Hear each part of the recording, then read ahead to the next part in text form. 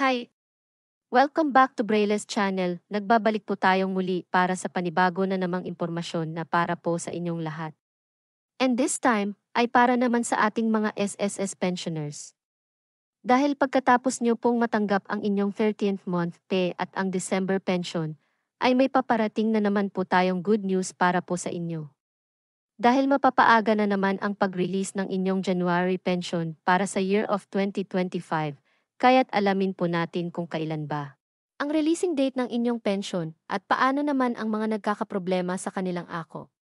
Ang lahat ng yan ay ating ibabahagi sa inyo, but before po tayo mag-start sa ating topic, kung bago ka pa lang sa aking channel, please do kindly subscribe, like, and share na din sa ating mga kaanak, kaibigan o kapwa po natin pensioners at please share na din sa ating mga social media accounts para mas marami pa ang makaalam ng magandang balita na ito. With no further ado, let's begin na po sa ating topic.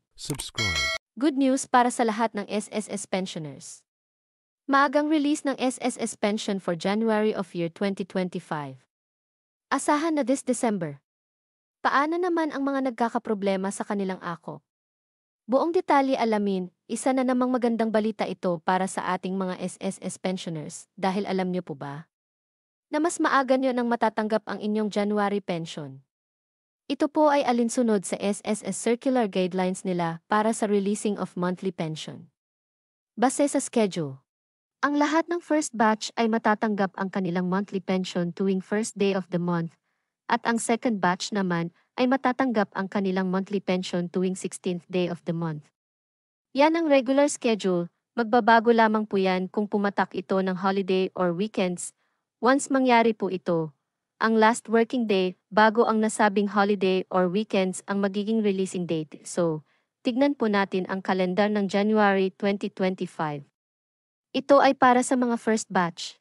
Makikita niyo po dito na ang January 1 ay isang holiday, which is New Year's Day, kaya babalik po tayo sa December calendar, at dito makikita rin po natin na ang December 30 at 31 ay isa ring holiday, which is Rizal Day, at New Year's Eve. At ang sinundan nito ang December 28 at December 29 ay weekends, kaya't ang last working day natin ay sa December 27. Kung ito ay hindi ide-declare na non-working holiday, ay ito na po ang magiging schedule ni SSS para sa January pension ng lahat ng first batch, subalit kung ito ay ma-declare na holiday din maging ang December 26 dahil nga sa ipit ang araw ay baka i-declare din ito ng Pangulo, kung magkatotoo po ito ay mas mapapaaga na ang pag-release ng inyong January pension, maaaring ito ay maipasok on December 23 kung sakali na wala ding pasok ang 26 at 27. Paano naman ang mga batch 2 pensioners? Mapapaaga din ba sila ng release? Makikita niyo po sa January calendar na ang January 16 ay nag-fall ng Thursday, isang working day po ito kaya't ang release ng inyong pension ay regular niyong makukuha on the 16th day of January. Tanging ang first batch lamang ang makakatanggap ng mas maagang pension. Sa mga nagtatanong po kung paano ba malalaman kung first batch o second batch. Kung isa po kayong retiree pensioners, kung kailan po ang birthday nyo ay yun po ang magiging releasing date ng inyong pension.